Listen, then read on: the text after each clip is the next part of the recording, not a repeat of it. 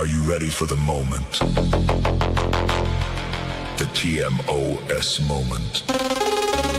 What will happen, nobody knows. As we get closer, the moment grows. Buckle in for the funny. Buckle in for the God only knows. You are here for the moment in the Mike O'Mara show. Mara show, Mara show, Mara show.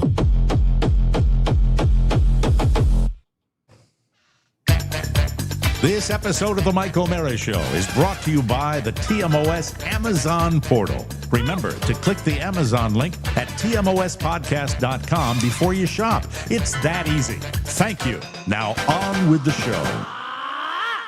How are ya? Mike O'Mara, Radio Entertainment.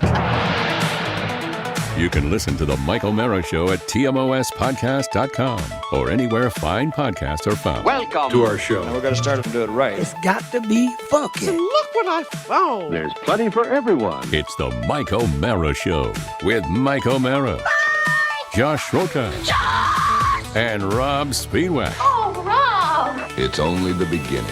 And now, here's Mike. You know, folks, it's always time for comedy writing, and that's why I will open today's show with a joke that came to me from Leesburg, Virginia, written by let me see if I've got the name here. I've got my sheet here. We always credit our submitters, don't we? Yeah, this is from a Robb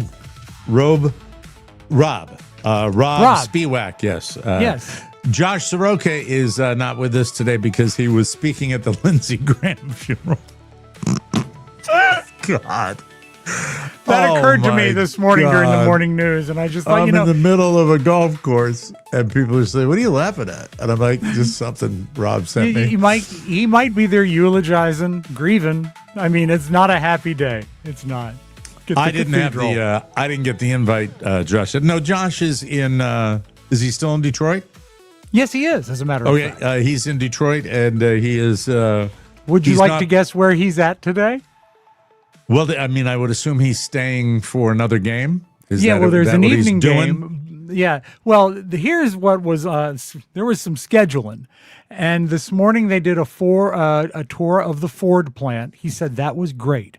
Right now, he is at some sort of... Well, actually, to quote him, he said it was kind of neat. Okay. That's what he said in the time. All right. Well, yeah, I mean... Right now... I could do it. I could too. Yeah. Watch the way they make automobiles. If you want to go and celebrate a noted anti-Semite like Henry Ford, we could go and do that. Was he known for his anti-Semitic views? Was he a sympathizer? I don't know that he was a sympathizer, but I don't think he a Hitler friend? He didn't care for the different. Is the take I got. All right, Henry. And now Josh is currently in the Detroit Heat, which is apparently as good as our Heat. He's at an old-timey baseball game. What do you mean an old-timey baseball game? He was vague, but it seems to be like a baseball game that's like... Are you hearing something? I'm just practicing my drumming. Now, would you try that if Josh was here? No, because he's the boss. No. I'm just curious. What do you mean an old-timey baseball game? We'll have to get the details from him, but I got the impression that it's in a vintage stadium, and you might see players with handlebar mustaches and like knickers. A skit. Maybe, yeah. I don't know exactly. Well, you're the wrong guy to find out what he'll explain when he comes back. I suppose he will, but I mean, Mike, you have to give me this. I didn't care enough to really get a lot of details. Yeah, but you spoke to him, so you care enough to be in contact. We texted. Well, he has to tell you the things to do to get the show ready, right? Is that it? Yeah, so we touch base on a few things. Yeah, so he's at the old-timey baseball game, and tonight they'll be back at Comerica Park, and then tomorrow back. Show note, remember, we're starting at 4 p.m. tomorrow because Josh is traveling. And I have a doctor appointment. I got to go get some doctoring. All right. Yeah. And no word from the slot influencer yet, right? that you've heard about? You know, No, he would have passed that along to me. I'm okay, sure. so you've lived this, and you're not. Yeah, it's great because you're on the outside looking in now with this. Do you Sure. remember when? Yeah. Remember how excited I got when Josh said that we'd have that influencer on, and then I latch onto it and I get excited, and he one more week to you, I think, twice, which is when he said, "Oh, I spoke to him, but we'll have him next week." So and that's you the one more this. week is that's you that's live cancer this. right What there. would the process be? Don't even say anything unless they're locked up. And by the way, if I'm this show is so far away from major market morning radio when we used to have like stars come by and what are you doing? Wait, hold on. My son just walked in. What? Sure. Over $100. You made over $100 cleaning trash cans? Yeah. My son's got a trash bin power washing business that he's doing this summer. That's a great. My mom was bemoaning the dirtiness of her trash bin just last night. I'm reaching over It's too and bad getting he a can't fist come bump. up to Ashburn. You're fantastic. Love you. Take care of You your know what? mother. You know how he could really do it to the next level is if he steam cleaned them. Why are you looking at me like that? Why are you looking at me like that? What's the matter? Are you, your mother's here. Just get away from me. I'm sorry. I apologize for that. Steam but no. cleaning, that's the way to do it. All right, so Not just power I pull washing, you in. gotta steam clean I it. pull into the neighborhood and coming down to the driveway, and I see, he's still got the blonde hair that he dyed for the baseball tournament. His Pete And Davidson like look, yeah. he's on his e-bike, and he's dragging a barrel behind it with a big grin on his face. And I mean, if that's not right, if that's not just That's pretty the great. way you want to That's come pretty good. home, and it's summertime, and he's doing, he's making money with his buddy Nick, and they're little entrepreneurs, and I just filled with love for Is him. he? I really am. Having spent extended periods of time with Michael, he's my godson. I love him very much, and I like his personality. My guess is that He was if he's abandoned by partnering his with other godfather. Oh, you mean the one who never gave him a Bible? That one? Traditional gift at a christening is when it's just the two of us, I feel like I can misbehave. Oh God! All right, I will back that up though. no, but in any case, he's a good kid. He's a good kid. He's a lot of fun. But He is. I like him. And do you think that when is Nick, is he the only partner in this business with Yeah. him, or are there other? Yeah, they okay. do it over in So Nick's I'm neighborhood, guessing- and they do it here. Nick's the one that came on the cruise with us too. I'm guessing that Michael might be the senior partner in this organization. I Idea think- guy, organizer. Yeah. Nick's the youngest of three brothers, big baseball family, and they. I think he's just having his best summer getting away from the two older brothers and hanging out with Michael. So How much they're older are the enjoy- brothers? I can't tell you exactly. I know Enough one's to really make his life a living hell. Yeah, absolutely. Yeah. Yeah. I mean, but I Okay. don't know if I don't even know if they do that. They're chill. They're a chill family, very cool family, and that's why we like having Nick around because it's not. I base all of my son's like sleepovers and whether I want the kids to come back on the needy scale, and Nick falls very low on the needy scale. He is just they make their own fun, and my son's like that, and that's why he gets invited back because there are other kids. Where, they'll come around, they go, Mr. O'Mara. And it's like, and I'm like, and I'm very polite. I go, what? Yeah. What? I think what do you need? What do you need now? If you want a textbook definition of a needy child, I have to cite who is really a great person, turned into a wonderful grown-up. Jabril? But my no, Mike, I don't. I'm in touch with Jabril on the Instagram, but I've not spoken to him in quite some time. Yeah, it's But old news. My cousin Casey, when she was 4 or 5, one time came into the living room with the grown-ups, plopped down. We looked at her and she said, "I want something," and that's all she said. Yeah. They're kids And to like be that. honest, Mike, it was, "I want some pin," because they're kids, Yeah. and they just Yeah. and there are some kids that want to be entertained. I know. And I think if you're in a large family like Nick, you're forced to make your own joy sometimes. Yeah, Because that's it. there's a lot of stuff going on. But Yeah. it's the kids that are just You know how it was when your son was young. It's kids that make your kid a better kid. That's just the way it goes. And Mike, it doesn't change when they're 23 either. There's still kids that make them a better kid, and there's still ones that I'd rather not hang out with. You know, it's just the way it is. And you have to be more, the older they get, more vigilant about that. That's, and you still got one.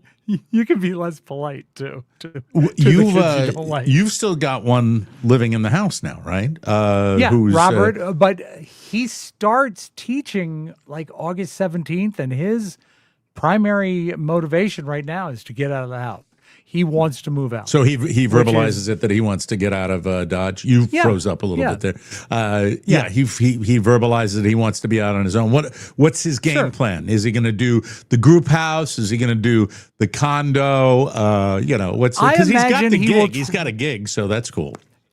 I imagine he will try to find a roommate and do an apartment or a condo. It's still, in the distance. And I told him, I said, I'm all for it, son. You need to get out of the house. I'll hate not having you here.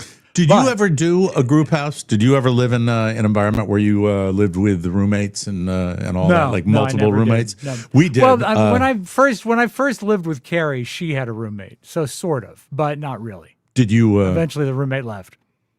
Oh, yeah. Was it a male roommate? No, it was a lady. Okay. Was she nice? Yeah, I'm not trying to get you in trouble. Why are you getting uncomfortable? No, there's no need to get me in trouble at all. We're still in touch on Facebook. And then when she moved out, hold on. Who's still in touch on Facebook?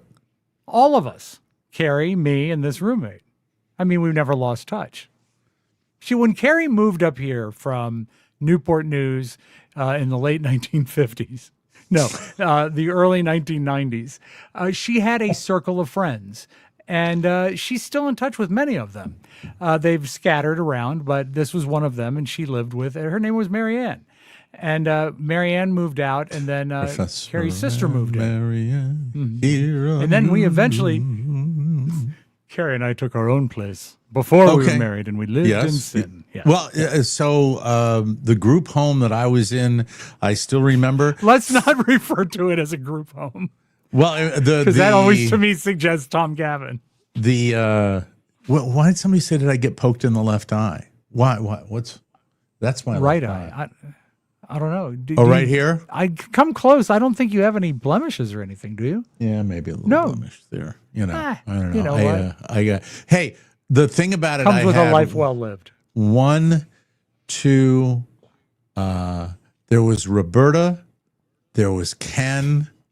There was one other guy, and then there was me. I lived in the basement. I had the basement, and I had my own private access because of that. And it was very cool during the summer. Did Roberta make time with any of the other men roommates? No, but Roberta dated an NBC. We were all journalism students. We all broadcast journalism students, and so we traveled in those circles. And in fact, one of Ken Wells. I don't even know what Ken's doing anymore, whether he's still in the business. Ken Wells went off to be, and you know what? When you get to be my age, Rob, you have to really double check and see if, I hope they're still alive. Ken Wells went on to be an anchor at a TV station somewhere in the South. And then Roberta dated a big time government correspondent. I forgot, and you would know his name if I remembered it. And he would like waltz in and out, and he had the perfect hair, and he was that kind of guy, and it was always that. So I don't want to get you in trouble either, but I guess Roberta was pretty put together then. She had a personality that was. Say no more. It drew people to. She was very, very outspoken. She was very vivacious. She was fun. But no, she wasn't classically beautiful. She wasn't model pretty, but she was, and then, so the house was always filled with people that were in media coming and going. And it was a legitimate Bethesda suburban house. I've probably driven you by it at one point, 5402 Cromwell Drive. You've actually, this is I might be the first time hearing about this in any detail. I don't know if you've ever brought this up. It was just up the road from American University. And so we knew that you lived on campus, at least for a little while. I lived on campus for one semester, and then I moved into the group home later in the, hey, thank you, Steve Hernandez, for 2 joules. And David Tope as well for 1,600 joules. And spill the tea. I don't know what that means. He wants all the gossip. He wants all the gossip. The memory that I have, the strongest memory I have was the house I had talked about it the other day, where I had a sleepless night waiting to do my very first real DJ shift out in Herndon, Virginia. All right. And that would have made me a junior in a second semester junior at American University. And that was when I was living there. I can't remember the name of the housing that you were in at American for some reason. It was Terrace. I was in McDowell, and I was in the McDowell Terrace. I always lived in a subterranean environment. I always lived down towards the basement. Underground? Yeah, yes. I loved basements. I liked being in the basement. Yeah. Wait, hold on a second. Wait, I gotta take this. All right. This is. There's no problem with living, underground. This is my middle child. Hello. Hello? Hello, are you there? Can you hear me? Character voice. Hello? Hello, can you hear me? Can you hear me, honey? How come they can't hear me, Rob? This is the phone plugged in? All right, let me just put her on speaker. Okay. All right, this is professional broadcasting. Hi, sweetie. I'm sorry. I was trying to put you through my board. We're taping the show now. How are you? Oh, sorry. I'm good. I was just calling with sad news, so I won't. Oh, okay. If it's sad news, then okay. Let me call you after the show's taping. Okay. All right. Love you. Love you. Okay. Bye, Elizabeth. Jesus. The sad news is that her father never lived above ground. Wow, quite a day, huh? All right, yeah. There you go. Yes, don't be distracted. I'm sure everything's great. Because I'm doing the show with you. Is that so? Somebody knows that Ken Wells passed away. That's 3 in a. God Almighty, help me! I'm not. You know what? Don't put 100% of that. Barrister 8, please tell me how you knew that. Okay, because I forgot. Sad. This is weird. This is turning into a really weird opening segment. The very fact that you had your own external access to Bethesda from the basement, that makes the basement worthwhile. That's perfect, because you don't have to worry about coming and going or other people coming and going. Yeah. It was a Did you have time. Earthworms and crickets down there, though? Just a regular finished basement with like wood paneled walls and a little like futon type of. I had my own refrigerator down there, which was kind of cool. I had a TV down there, and mostly health food. I mean, was it musty? It was basement musty, but I will tell you that I also had, I had real privacy. Whereas, I could hang out down there and be on my own. And wouldn't have to like interact with people if I didn't want to. And there were so many people coming and going. No one came down to like borrow your black light or anything. No, it was fun. It was fun. It was very brief. Groovy posters. Very Barrister brief. says that he was joking about Wells dying. Said that was why your daughter called. So he doesn't have an insight.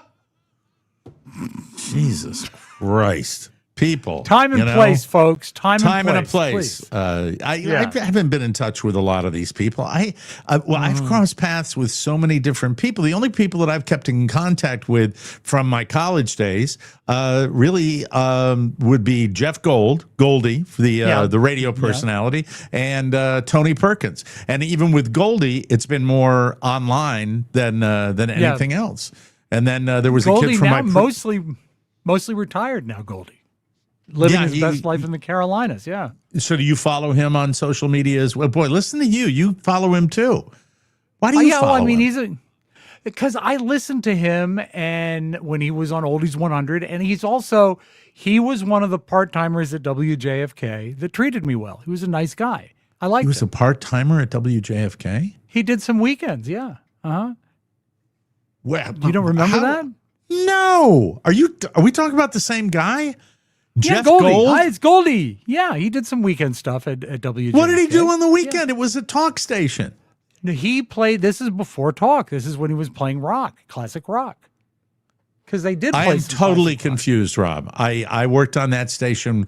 Are you talking about WJFK? Let me see if I can remember the format. That was that was all talk. Was it not on the weekends? I mean, I'm confused. Do you not remember? But don't you remember that you would sign off into Surf, and Surf would have the progressive show? There was music for a while on WJFK. I'm so old and forgetful. And then Goldie just roared in on the weekends. Is that how that worked? Yeah, and Goldie was one of the coolest things he did is, when you're 18, 19, getting into the biz, you want to see You had just started interning for our show, right? Okay. Exactly. All right. And you were working at WJFK on the weekends and doing odd jobs around interning, there. He brought me into his radio station, showed me his DJ cubicle. He has a picture of himself as a kid. You mean our radio station? Yeah, no, this was at Oldies 100, his main gig. Oh, he brought you over there. Yeah, he invited me so I could see it. I didn't know any of this. I didn't know you hung out with him. No, it was really a courtesy on his part. But he has a picture of himself. He's probably 4 or 5 years old. Did he give you any drugs? Hanging. I can show you on the doll where he touched me. No, just because there was none drugs. He liked his activities. Sometimes everyone has a checkered past of sorts. I used to drink. Of course, I know. All right, so I didn't know you had this relationship with him. As a baby kid, like a baby DJ, he's like 5 years old with Ed Sullivan because his dad was a New York attorney.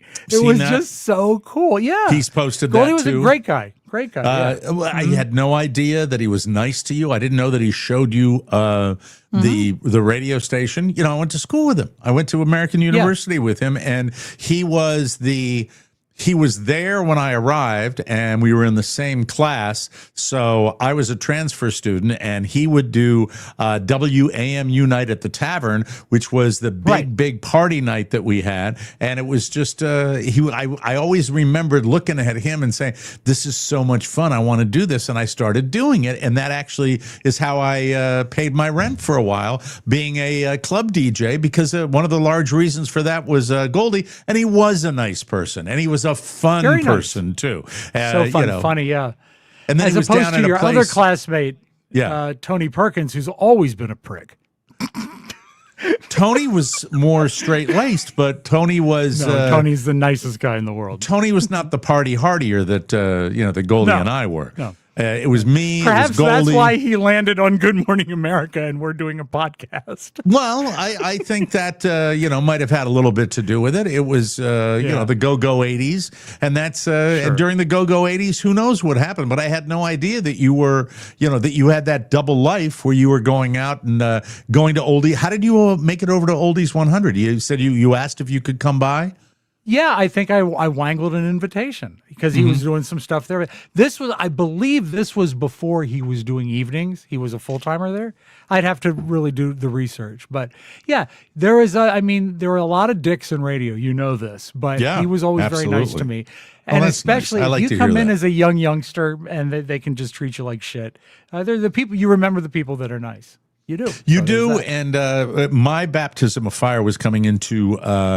Tony likes the Beatles. Thank you, Ben Levin. I appreciate that. That's funny. So what do you mean my solo late night show? Are the commenters like on crack or something today? What's going on? I think so. What's solo late night show? I don't know what they're talking. Well, I don't know what I did. I've done a lot. I've done a lot in my career. You have. I truly have. And I've also I did a lot of club work too, where I would be out at, but I really did most of my club work at one joint. And do you remember the town that was in? Was that in, I think I know the name of the joint. I don't know. Was it in Bethesda? Nope. Was it Raffles 2? It was Raffles 2. I don't know why it was called a hotel Raffles bar, 2. right? Marriott. Yeah.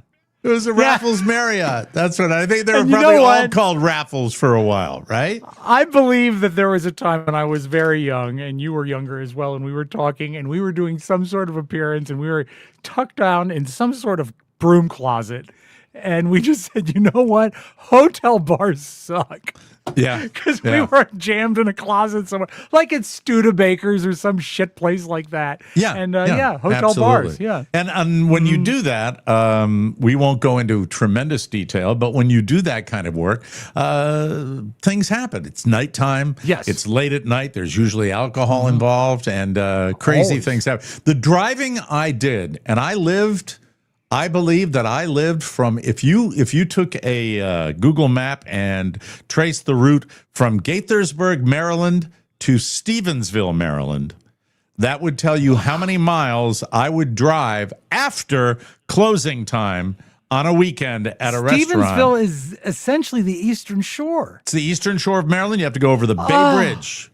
I logged a lot of miles. I drove and drove and drove. I never, look, I think it's a youth thing that I didn't mind the miles. I didn't care as long as I was getting paid good money. And I would drive over, and I saw a guy one morning, like probably at 2:30 a.m., because that's when I would have been on the road going back home after my shift. And I saw a guy on a 4-lane highway, the Beltway, go from the far right to the far left and spark the Jersey wall because he hit it so hard, and then bounce back into the middle lane and continue on his way. Whoop-de-doopy-doo. He had stuff to do. But also at that time in your career, you have to go where the work is.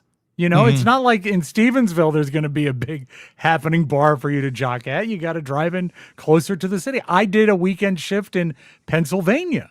Then I would drive out. I'd spend 8 hours in the car to spend 4 hours on the air. Right, but you go where the work is. So and anytime you have people in the business of show, and I'm talking sports can be included in that. You can work for a sports team. They take the fun aspect of it. They take the fact that you are doing it to further your career, or you want to get notoriety, and they would take that and they would use that to, in many cases, pay you very little, of course, as opposed to at a nightclub where if you know what you're doing, you are truly assisting their bottom line.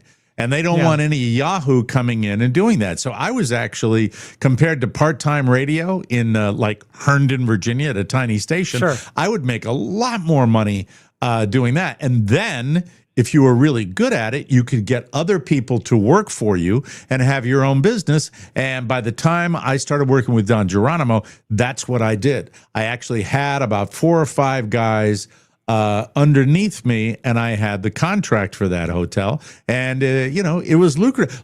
So lucrative that when I got a major market job offer, I arranged my schedule to do both.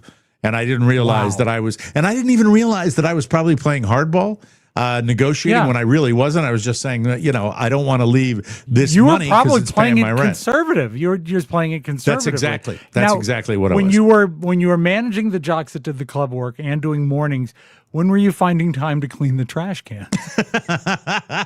That's it. I think when I see my kid doing this, I think it shows that the kind of initiative where he's out there. I didn't suggest this. I didn't say go find a job, do something that's good. This is him doing it on his own. And that kind of entrepreneurship translates into somebody that'll probably be able to, do okay as time goes on. I believe so. Rob, if anybody can do okay in the world we live in right now, right? I mean, can anybody really do okay? You can't. You can't do it. It's not available. I was watching, I don't know where I saw it, of course, during one of my, nights of just scrolling. And I saw a guy talking about the overwhelming cognitive decline of students from Gen X compared to when we were students. And they say the sole reason for it is the screen time, which we are a part of because we're on a screen right now. And they're 100%. Saying that's what's doing it. The cognitive decline is not because they're teaching anything differently in schools. It's not because the living standard is changing anywhere dramatically. It's not. The biggest change is screens and short attention spans and all of that, so that we no longer have the kind of cognition that, your cognition compared to your son's whether you did everything right or not, is better, which is not the way parents want to hear it. They want to hear you want to that, have people that can focus and they can stay tuned. I wonder if you trended this, if it actually started in a smaller degree with television, because that would, prevent people from actually socializing. I think 100%. I think 100%. But now that you're carrying it in your pocket, it's doubled and redoubled. Television would have been, you always talk about somebody who is intelligent. They can be intelligent and they can be well-read. It's still, that's a concept that I don't think exists anymore, where you think of somebody as well-read, a voracious reader. And if you weren't super brilliant, you could make up for that by being a voracious reader. And the advent of television, I mean, that pooped all over that. I'm part of that generation. You know, that's it. Me too. Yeah, so let me see. Hey, what happened to Gen X? We had a real red wagon. We just couldn't do our work. Please, can we focus on the show? Barrister, what the fuck is your problem today? Someone put a quarter in him. He's out of God control. Come on, damn Barrister. it. Can you make more jokes about people dying? Can you make more jokes about loved ones dying, please, Barrister? No. It all started with a pool hall, Rob. Trouble. Everything today is an inside. Everybody's doing shtick. I'm gonna shut it up. This is why when we do the auction on Saturday, that it's going to be auction only. It's going to be auction only. Bids only. If you want to be a part of the show, Skippy ever gets back from fucking Detroit, we'll be able to set that up. We'll be, if he gets, he'll be fine. Okay, Jimmy, it'll be okay. Yeah, I'm a little concerned. We got, 3 nights to get this dialed in, and I'm very, very excited about it. I'm looking forward to it. People should know, if you missed yesterday's program when we discussed it at length, is that this Saturday, I believe it is August 1st. Yeah, August 1st at 7 p.m. Eastern. Who are you talking to? What? I was talking to myself because I had to look at all over the place. Are you trying to get all the elements together? Do you have all the elements ready? So far. I still have a paper calendar in my office that I look at. That's one of the, I can't let go of that. Delightful. So I was looking up to see that it's August 1st at 7 p.m. Eastern. Yeah. We're doing a cocktail party, which is going to be great anyway, because we're going to be drinking and laughing and having a good time. But, but I will take a gummy. Josh isn't. There's one guy. Is there a delay between us today? Because I'm getting like a super skip from you. You seem to be not on the same, I think there might be a little bit. Yeah. I hear a delay. And why don't you step out for a second and come back in so we can do that, because it's really driving me nuts. Hi, everybody. It's Mike. Hey, comments. How you doing? Now it's just us. I can't control whether he comes back in or not, but, it's just me with you. What would you like to ask me? I'm standing by for you right now. And, maybe I should do this more often. Just me and you people right now. It's, hi, how you doing, Ben? Good to see you. Nice to see you. Laughing Disco, 250 joules. Thank you, David. I appreciate it. I'm a big fan of Guinness, too. I like it. And, hey, maybe somebody had a Guinness. Oh, he's back. I was thinking about staying away for a long time. I would have. I was. Except we have a commercial break coming up. I was. I don't worry about the commercial break. I'll worry about the commercial break. It's fine. We have plenty of time. Everything. We were just starting a conversation about Guinness. How about those giants? People are doing that for me right now. The auction is going to be Saturday. I want to make sure that Was this my idea? The cocktail party was Josh said we need to do another one. Was it my idea to do the auction, or did we all come up with that? I don't remember who had the idea. It seems to me it was yours, but I can't swear to it because it sort of happened really fast. All I remember is you sort of brought it up lighthearted, and I immediately put up something that I thought might be a funny addition, and you said, yes, that's it. That's the idea. I think it's a great idea. Yeah, I think it's going to be great.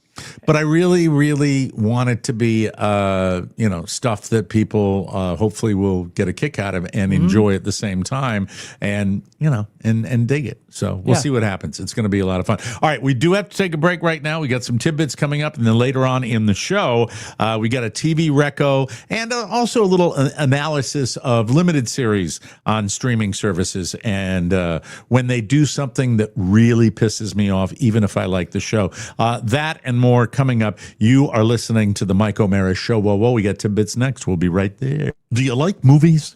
Sure you do. Who doesn't? But do you feel that you need to bone up on your knowledge of classic motion pictures? You want to fix that? But where do you start? The fix is Hicks, Nick, Sticks, Picks, the podcast about Rob's movies. Every week, join our own Josh Soroka as he watches a classic movie hand-selected by his co-host Rob Spiewak. Rob tries to convince Josh why the movie is great, and sometimes he succeeds, but not always. So, whether it's a comedy, a horror, a western, a musical, color, or black and white, watch the movie in advance and listen in. You might learn something. You might disagree, but you will enjoy yourself. So, treat yourself. Become a Hicks, Nick, Sticks, Pixie. Just visit hicksnicksstickspicks.com or wherever you get your podcasts. Tell a friend, subscribe, give it 5 stars, buy a billboard, hand out flyers, do all the things. By the way, the name is great. Hicks, Nicks, Sticks, Picks. Is that Great it? name. That's it. Oh, hit the music. Sorry. Yeah. Mouth always open. That was something. One of those pictures, you look like Robert Mitchum. Yeah, well, It's the AI is still learning me, and also Josh I don't looked like Robert Mitchum at one. You look like your eyes look like Larry King at one particular it time. needs to. Josh does better in AI than either of us. Josh, Yeah, but always the audio does not sound good. Did you notice that when the spot was playing, the audio sounds a little clippy and a little rough around the edges? That. I did not. Did you hear it at all, or I was you're listening. running it, so you probably didn't. It was actually sort of native to my computer. So if it made it to you in bad, then it needs to be recut, and it will. Okay, all right, we'll do that. Let's get started with the news today, ladies and gentlemen. Wildfires continue, and the wildfires continue to ravage southern Europe, and you just don't think of it as a place that would get these, but they get them too. It seems like an out west, they'd say, type thing, you know? Firefighters across France, Spain, Portugal, and parts of Greece are still battling massive wildfires as record-breaking heat and strong winds continue to fuel the flames. It is a weird time in Europe this year. Very, very strange. Thousands of residents have been forced to evacuate their homes. Hundreds of firefighters have been brought in from neighboring countries, and officials warn that the worst may not be over. Weather forecasters say another round of extreme heat could create even more dangerous fire conditions later on this week. For many areas, it's shaping up to be one of the most destructive fire seasons in years. Not down here. We get a lot of tropical weather down here, a lot of rain every single day. And out west, I'm not even sure what they're dealing with out in California. Have you ever been in close proximity to any sort of crazy fire like that? Yeah, mostly in Florida, where they will be. We get them out near the Everglades, and it'll be dry and usually a lightning strike. But occasionally you get the Yahoo that throws a cigarette out the window. But nothing like California when they get those fires, or out there in Montana. Instantaneously. Yeah, just it's crazy fast. So scary. I feel for those people, and I don't think they're used to it out there. So my heart goes out to all of them. U.S. and Iran are signaling possible returns to the diplomatic table. After months of tension in the Middle East, there are signs that the United States and Iran could return to the negotiation table. Officials from both sides have indicated they're open to renewed diplomatic discussions aimed at reducing regional tensions and addressing security concerns. So we didn't win? I get mixed up. Did you think, really, when this whole thing went down, that we would end up just lingering longer with? I don't think anybody did, Oh, I did. I thought that it so? would. I thought it would never end. Yeah, because if you don't have a great exit strategy going in, you're doomed. And it felt. I'm sure he was very excited to go in and fight and do what he likes to do. But once the fireworks are over, he's got no exit plan. That's why he keeps saying we're winning, but we haven't won anything. Well, it's just there's weird. No end to it. It's ugly, and it's a bad time. No agreement has been reached, but international leaders are encouraged that communication is resumed rather than military escalation, which is always good, I suppose. Analysts say even a small breakthrough could help stabilize oil markets and ease concerns about a wider conflict. So we will see what happens with this, and it's always about oil and gas and how that goes down, but nobody knows what the fuck is going on over there Anyway, Samsung makes the star of its makes AI the star of its newest device. I have a Samsung television. I love it. Well, we're very happy with our Samsung. One of them. I like one. I hate the other. I like What's one. the problem with the bad one? The large one in the living room has never had a really, really great picture. And the large one in the living room, also the little computer inside of it does not work at the speed I would like it to work at. And I think it's like everything else. After 5, 6, 7 years, maybe it's time to update. And I've had it for a long time. People should know that your large TV is big. It's 25 inches diagonally. And it's frustrating when you don't get a crystal clear picture. It's frustrating, and and that's after replacing the tubes, which I spent an hour doing last night. It was great. You had to go to the tube tester at the hardware store. Yeah, and it's like he puts in the little thingy. We call it the doohickey down at the hardware store. Well, that's technical. Damn, working fine, Mr. O. Thanks a lot, Otis. Mr. O, as you were referred to at the hardware store. Samsung used its latest product event to show just how much its future is centered around AI, artificial intelligence. For those people that didn't know what AI was. I'm jotting it down. Let's see. The company introduced new foldable smartphones. I remember that. Yep. Updated Galaxy watches. I'm not a fan of this foldable smartphone. I don't think they're that great. I've seen them. A buddy of mine has one. Don't dig it. They have updated Galaxy watches, and they previewed AI-powered smart glasses that can translate conversations. Well, they're a little behind, aren't they? Yeah. Didn't the other company do that already? Yeah. They can provide. They can provide navigation and display information without looking at a phone. The announcements come as tech giants continue their race to put AI into everyday devices. And I mentioned this as I was preparing the show today. I believe we are at a juncture where it's not implausible to believe that everything, if you're going to have interactions with fellow people, everything's going to be recorded. I think it's just going to be the way it is. Well, we kind of got there with surveillance cameras a few years ago, or as Mr. Liddy would say, surveillance cameras. Right. Anything that happens on the street, there's a really good chance it's going to be filmed. Yeah, so we're getting to the audio portion of it. So what's interesting too is in the neighborhood when we get a Karen, there's this kid. I think Ricky was in the neighborhood and was getting some, a good deal of crap from a driver he told to slow down. And the guy even said something like, "You're a punk ass bitch," and he didn't. And the kid didn't. The driver didn't realize that he was being recorded because Ricky had the little little glasses that my kid got for his birthday. Right, and you see it. And by the way, it's not difficult. You see the light in the corner that's just going. Yeah. And this is the second time. Once with my kid, once with this, where the whole tone changed. As soon as they thought that they knew that they were being recorded, which is why I take after you, and I'm always on my best behavior every time I'm outside. You take after me that way? Yeah, we're always very polite. That's why there's no bad footage of us. We never call anyone punk ass kid. Are you sure you're talking to the right host here? I am not sure whether you are. I don't know. The eyes are rough. I don't know. The big question is whether consumers are ready to embrace wearable AI or if it's another gadget looking for a problem to solve. I think it's going to be here. I think it's going to be honed and refined. It's ultimately going to be something where, especially if you're having some sort of interaction where you want a record of it, you'll definitely wear them in that case. But also, if you're just out hanging around. I've never been one to put the GoPros in my automobile. And you see so many videos now where, hey, you can't do that to me. You can't stop on the left lane and then back into me. I've got it all on camera. I never did that. But ultimately now you're seeing these videos that get across my feed all the time where somebody is actually wearing the glasses. And I've seen one from a private pilot that was spectacular because you really get the pilot's view. And I've seen one from an automobile where they record the accident and there's nothing you can do. It's right there. I think it's going to change the way we live. When you talk about wearable AI, just glasses, or could I get like a vest?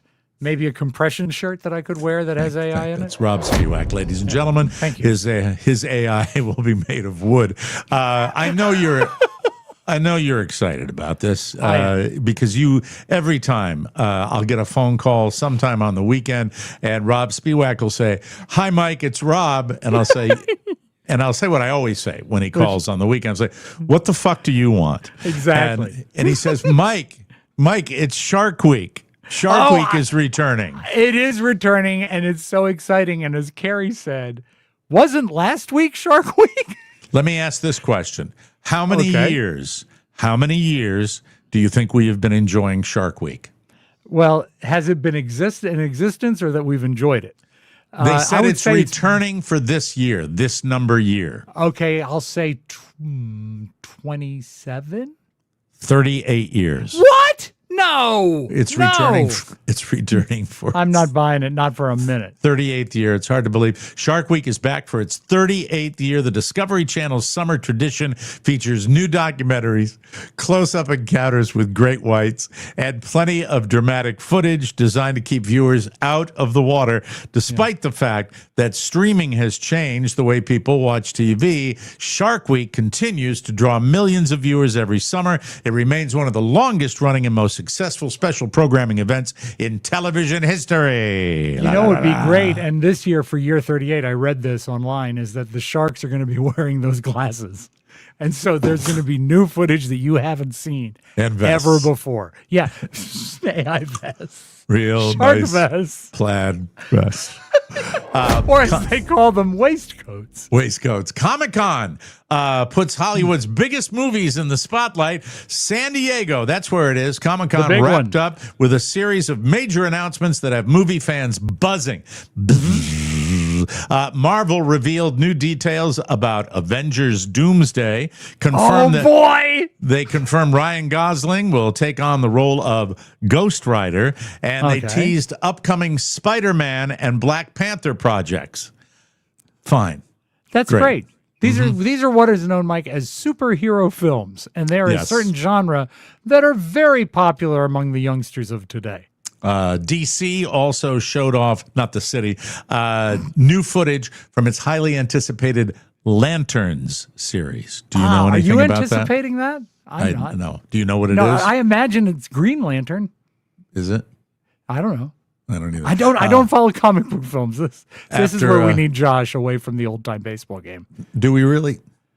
No, I guess not. After several years of scaled-back events, Comic-Con appears to have reclaimed its status as Hollywood's biggest showcase of superhero movies, sci-fi, and pop culture. It's very difficult to score a ticket. If you want to go, it's very hard. Look, I know there are many graphic novels and comic books that change things all the time. It's just not my cup of tea. And sometimes I wish it was because, you know, everything in the theaters, every other movie seems to be a comic book movie now. So it sucks. Finally today, a new workplace survey found that more people are dating coworkers again as companies continue bringing employees back to the office. HR professionals say office romances are on the rise, but they're also reminding people that breakups can make Monday staff meetings a lot more awkward. So you have to be very, very aware of this. You look really good today. Just saying. Thank you. I appreciate that. I was going to do a joke about you and Josh getting together and outside of the office, you know. No? Nothing there? No. Well, you know, like I could hope. By the water cooler, and as long as he launders that Orioles shirt, we'll be all set. Yuck. We have to take another break. When we come back, I want to talk to Rob about something he's been meaning to get to. That's the plumbing talk, because I care. Yeah, it's a question about that. I think you will. I want to talk to you about this. And people have considered me a little bit handy, and maybe I can help. It's hot, everybody. It's damn hot. Doesn't it feel great to come inside the air conditioning? Well, if it feels good to you, imagine how it feels to all the creepy crawlers in your neighborhood. No wonder they all come inside in the summer. It's like an all-inclusive insect resort for them. Club Bug. If you've ever dealt with a summer bug problem, you know how stressful it can be. That's why I'm glad I use Pesty. Pesty is DIY pest control, made ridiculously easy, and it lasts all year long. Their custom kit takes just minutes to apply, and treatments start at only $35. That's it.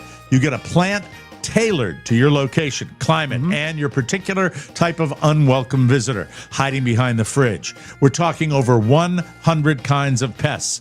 Gone. The Pesty Kit comes with everything. Reusable electronic sprayer, mixing bag, pesticide, gloves, instructions, all ready to go. You can treat your entire home in under 10 minutes. I've done it. Rob's done it. We love it. And here's the kicker. Pesty is kid and pet friendly. Their products have been used safely in hospitals and schools nationwide. Plus, they back it all with a 100% bug-free guarantee or your money back. No hassle, no questions. Just keep bugs out of your summer sanctuary with Pesty.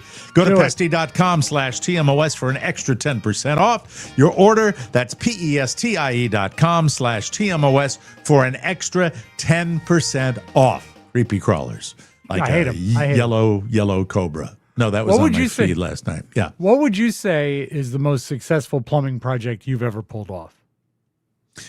In so far, there was a time, you will remember this because you got one of the greatest sound effects that we ever had based on me doing the plumbing for the clear rear, portable bidet.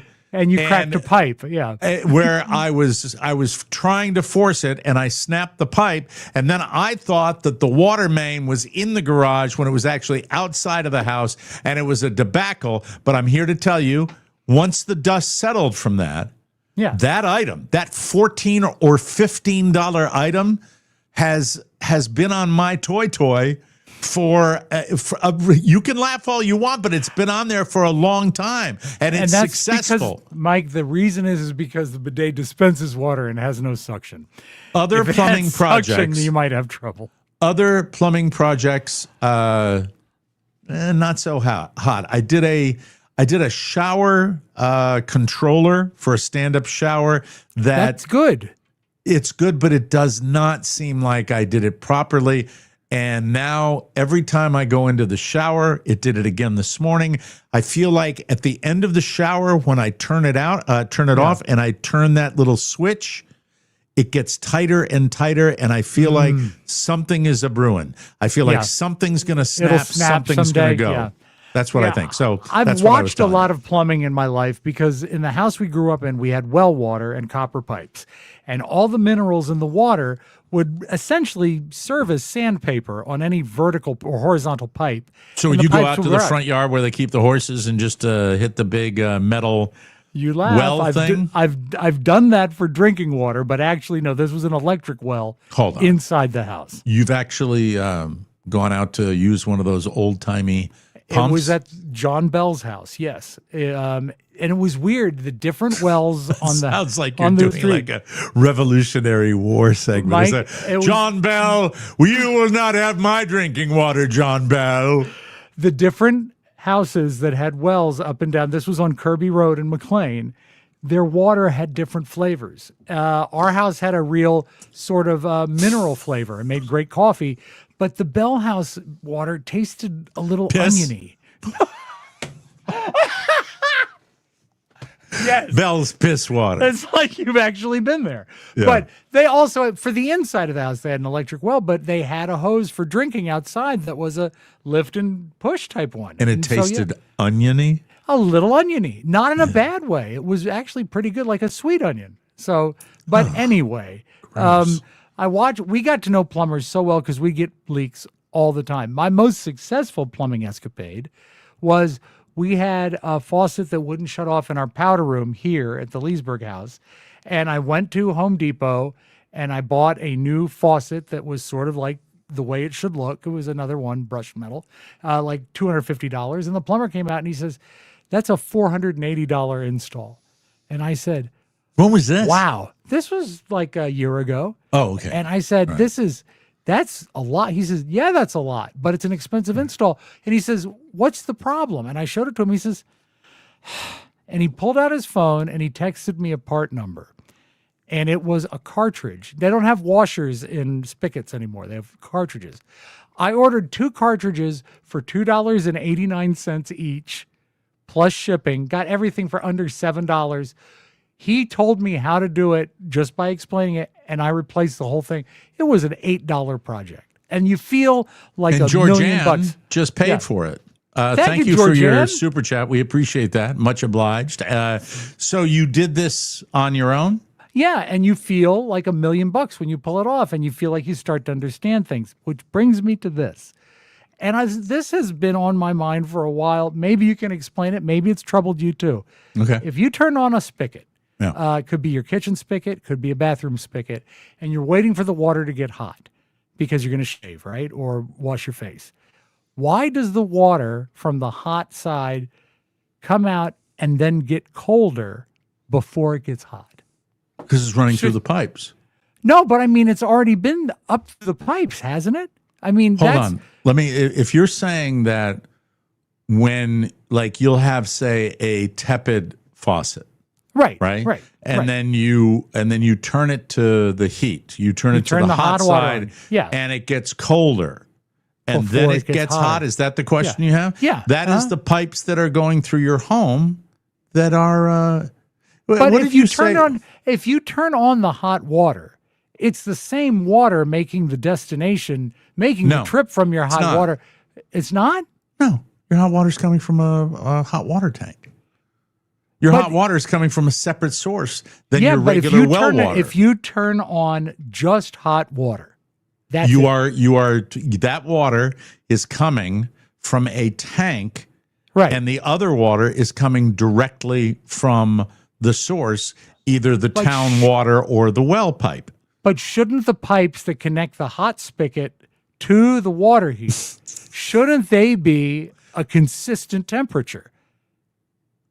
I don't think I understand your question. Rephrase your question again. Okay. So when you turn on the hot water and you're waiting for it to get hot, yeah, it gets colder before it gets hotter. Usually, sometimes, especially in winter. Yeah, but it's coming from the water heater. Even if you're getting it from the well or the city water, that water has to go into the water heater. Yeah, but it is before it comes that up the water. pipe. That water you're getting is coming not from the water heater; it's coming from the pipes that have been sitting in your house. That water is in the pipes. That's why it gets colder. Yeah, but why is it not a consistent temperature the whole time? Because they're all in the same pipes. Because the water, the hot water, the raised temperature exists in the tank, not in the pipes. As soon as it gets out of the pipe and you turn off the hot water, that water stays in that pipe. And if you've got a cool temperature house, that's going to cool the water. But the house is the same temperature. The whole everywhere. No, it's not. It's not the It same. is. I have a thermostat. No, it's someone in the comments. There are two pipes, separate pipes entirely. As but if you Slim just turn on Pickens said. hot, it's coming the from initial the water. No, you make it sound like it's just always there. It's why you have to turn your hot water on and wait for it. Otherwise, you'd always have hot water. And it would be, that's not the way it works. But the nozzle, there are two spigots that you open and close. One is labeled I feel like cold. I'm talking to Charlie right now. No. I really do. It's just like, no, but why is the water turned on that doesn't work, Mike. It doesn't work that way. I don't think it makes sense. That's the all. water. That's all. Okay, Jimmy Hoffa, yes, which is great. funny to say anyway, Right. says the water in the pipes isn't insulated, so it could be cooler than the cold.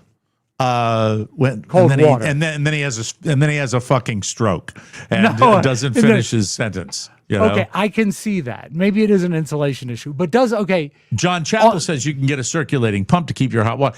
Any water that's sitting in the pipes non-insulated, Rob, is going to cool.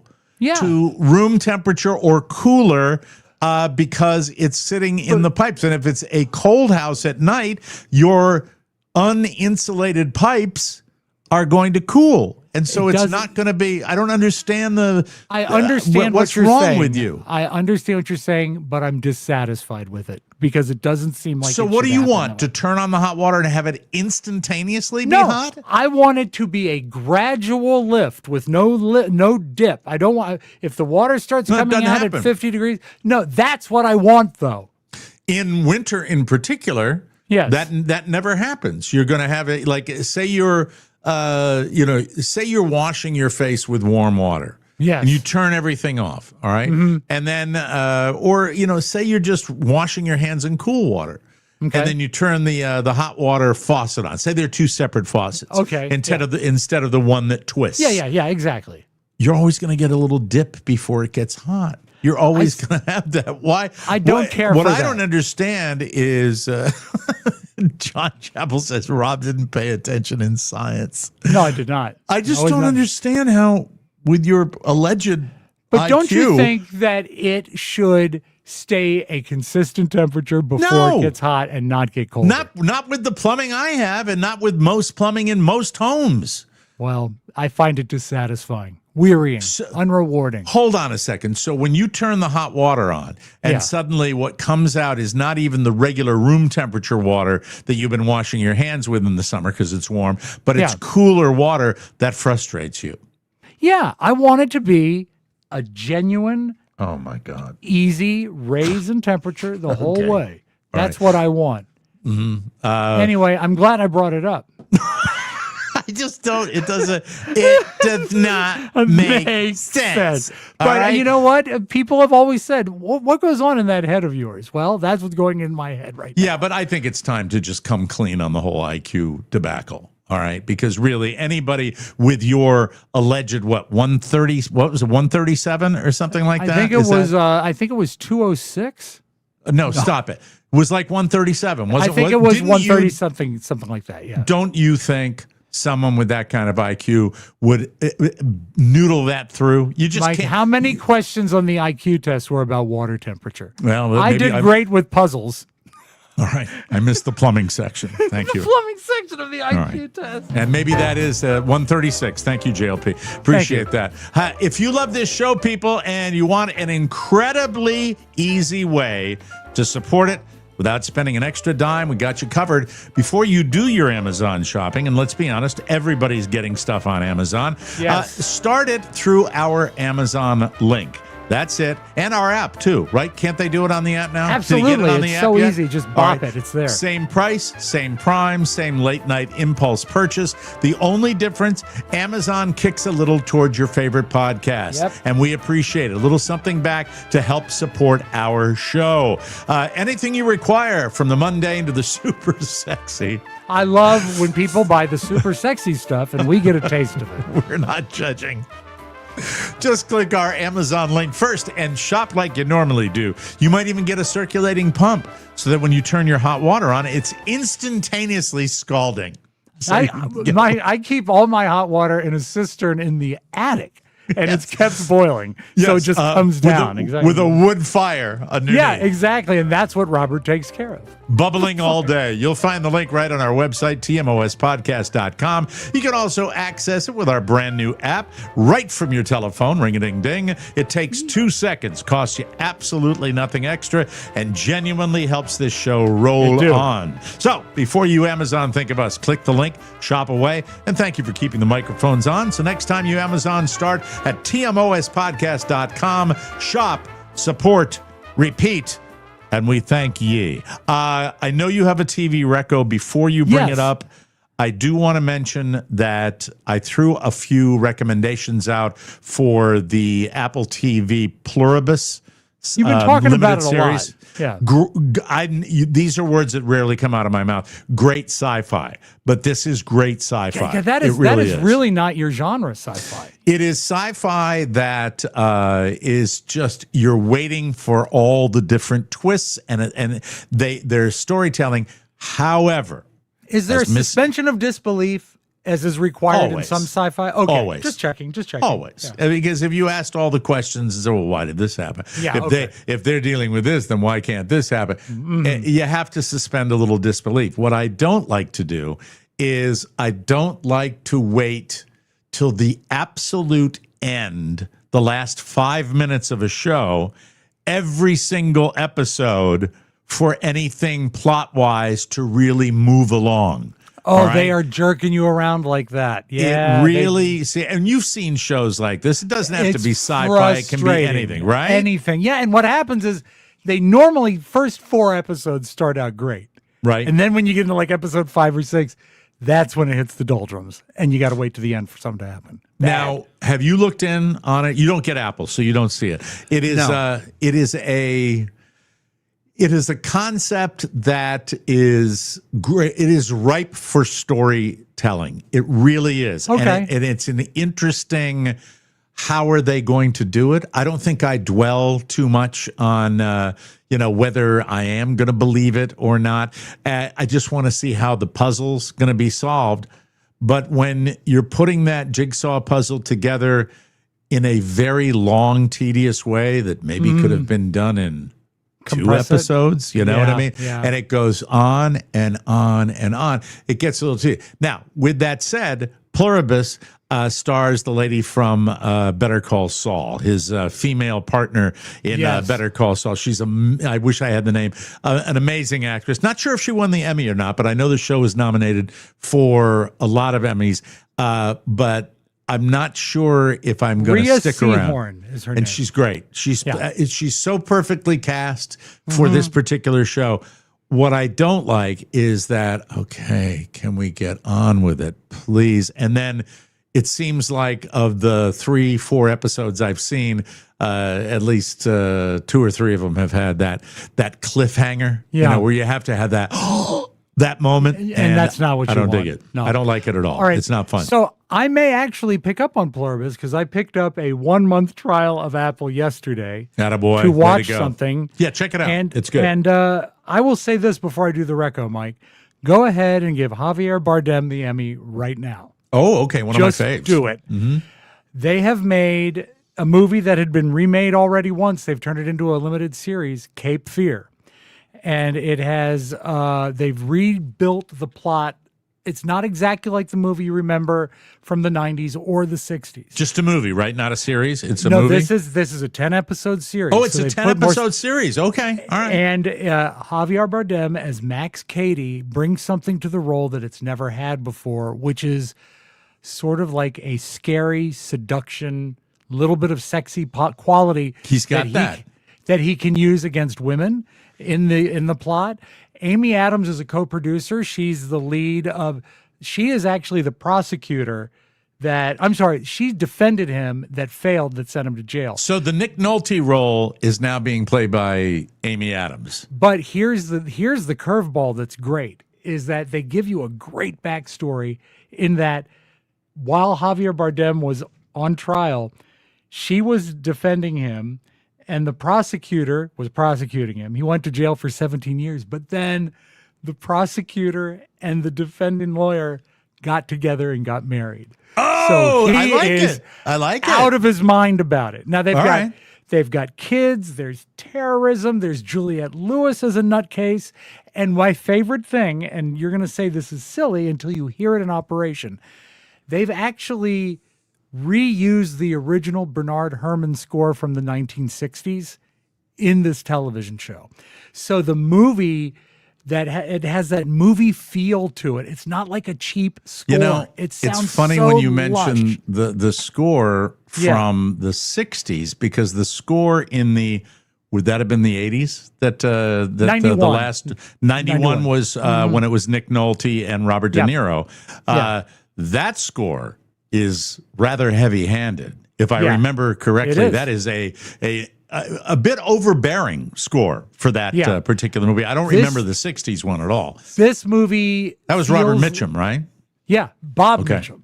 Bitchin' Bob Mitchum. Bob Mitchum. Yeah. But this is got a very Hitchcock-like feel to it, the way it's revealing the story. And the plot is much more detail-oriented than the movie because it's 10 hours. But it's not dissatisfying. The music is so well suited to this, and the performances are all good.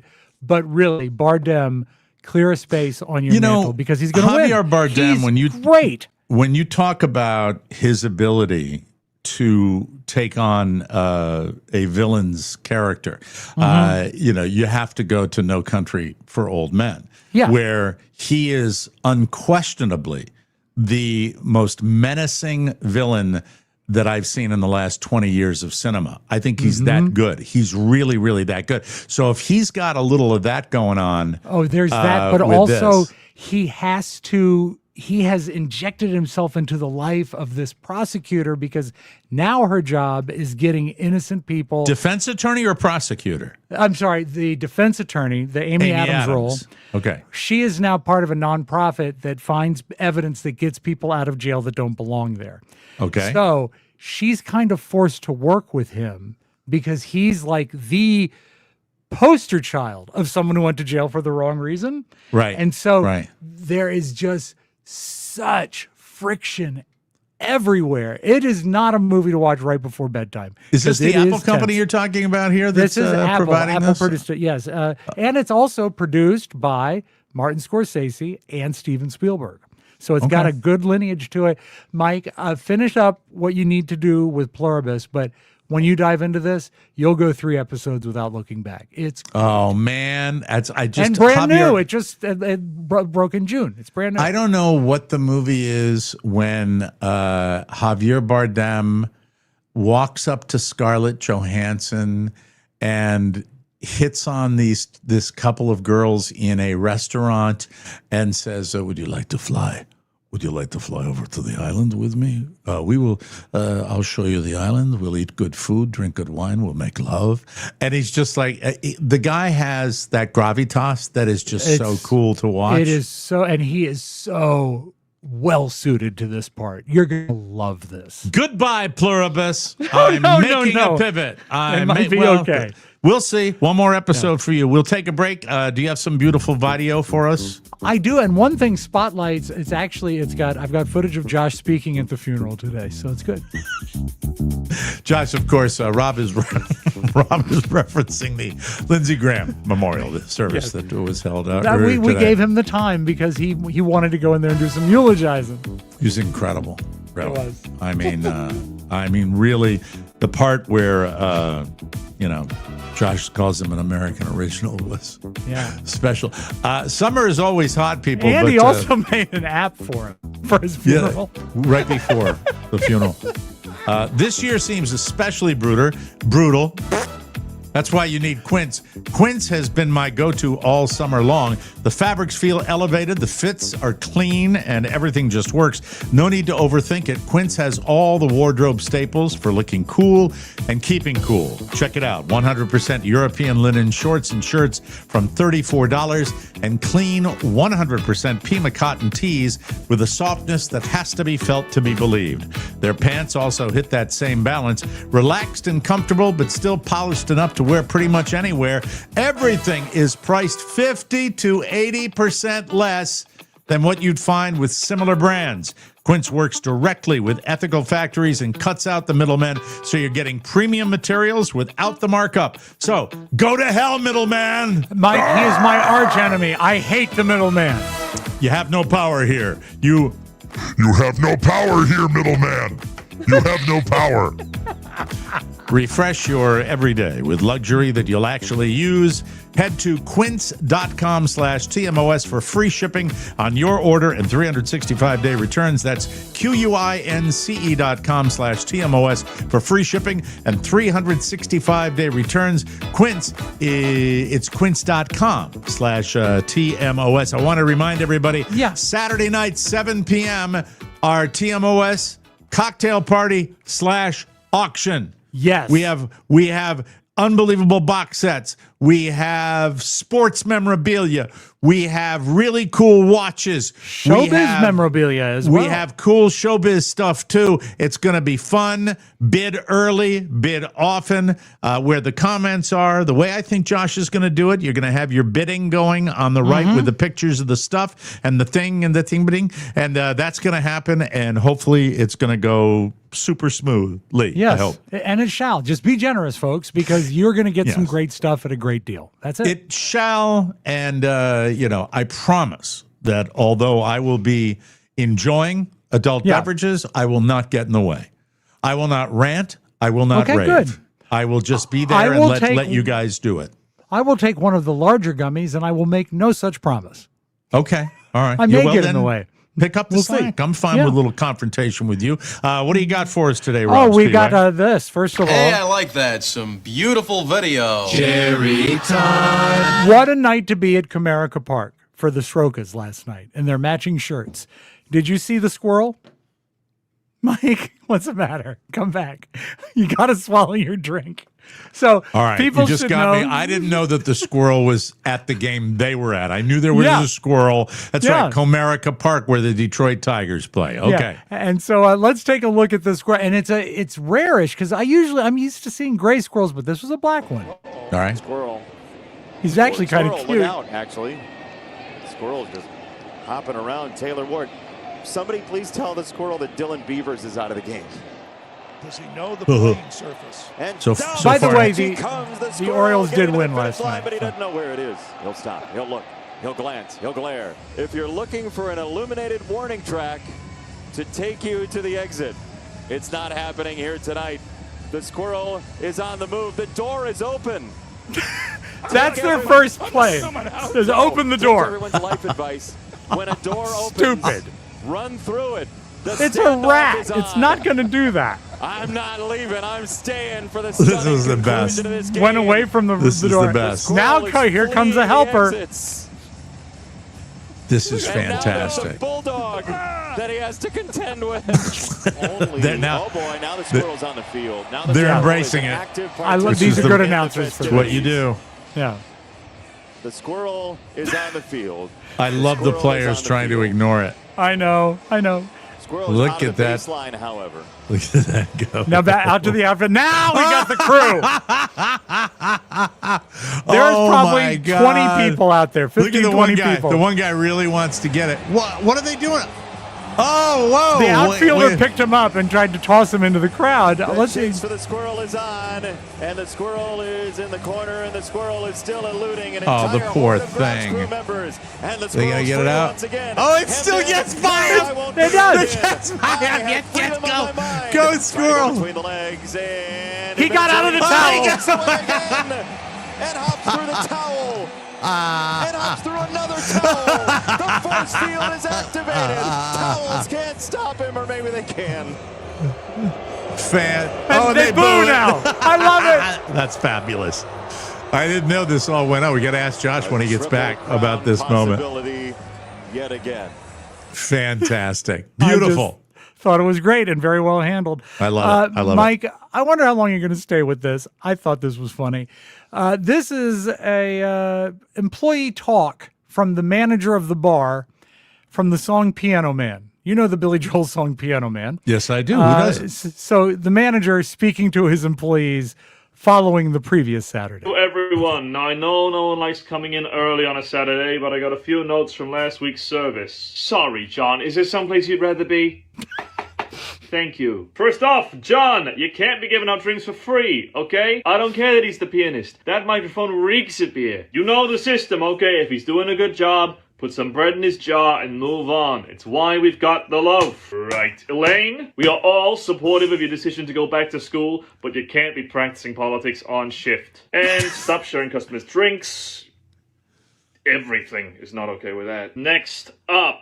Stop telling customers you wish you were dead. Even if this job is not calling anyone directly here, killing you. John, if you see a customer getting stoned, throw them out, okay? If you see a customer making love to a drink, throw them out, okay? If an old man comes in dressed in a younger man's clothes. What do we think, huh?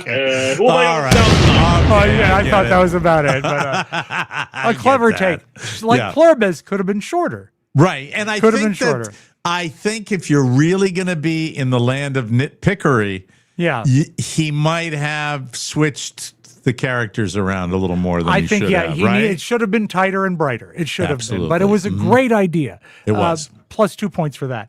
I like when people do this. We've done this before. I actually got this one based on a very obscure thing at the beginning. Okay. These are the guys, and this guy is named, forgive me, his name is Joel James. He plays a song, records it, plays it backwards, learns it backwards. So when he plays it backwards and reverses it, it sounds like the song forward. So he's going to play a song backwards. Okay? He's going to play a song, and the water is going to get hotter than colder. No, he essentially, you've heard a song played backwards. It sounds weird. So he's going to sing. He's going to sing this song backwards. And then when he plays it back, it's going to sound right. Can you guess this song? Singing songs backwards and then flipping it forwards to see how close I am. Man bun. Yeah, I know.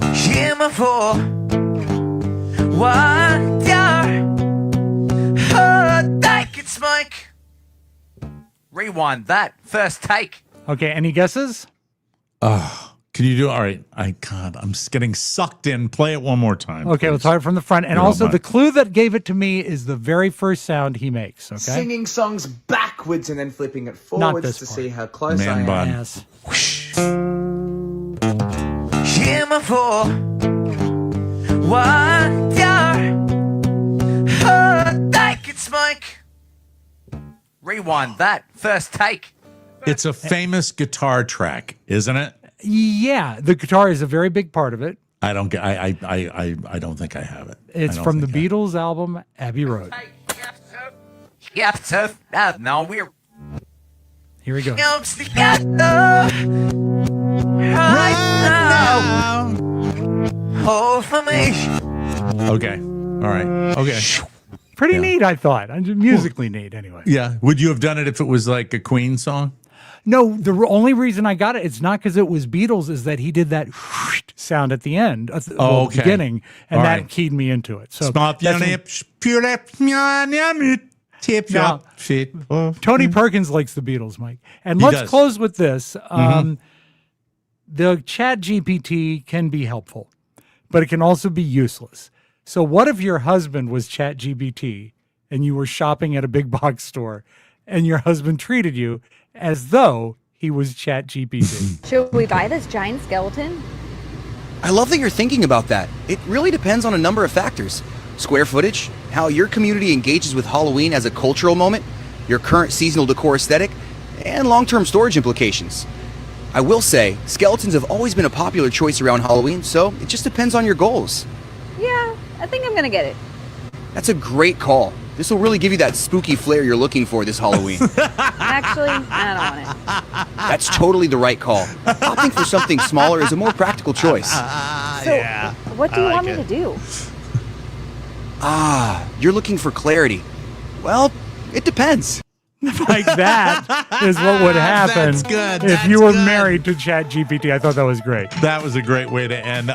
Josh Roker returns tomorrow. Our taping time, 4 p.m. tomorrow. And we will be back with a brand new episode and solving the world's problems, much like we did today. Rob sold me. I'm getting ready to go watch Javier Bardem right now. You're going to love it. Oh, you're going to love it. I promise. For Josh Roker and Rob Spiewak, this is Mike O'Mara saying so long, everybody. Love you, Pop. Just a thing, Thanks Rob. for listening to another episode of The Mike O'Mara Show. Please remember to click the Amazon link at tmospodcast.com before you shop online. It means a lot and makes the world a better place. Mike O'Mara, Radio Entertainment. I'll tell you what I want, what I really, really want. If you want to be my lover, you gotta get with my friends. You lost again. Sabrina, don't just stare at it, eat it.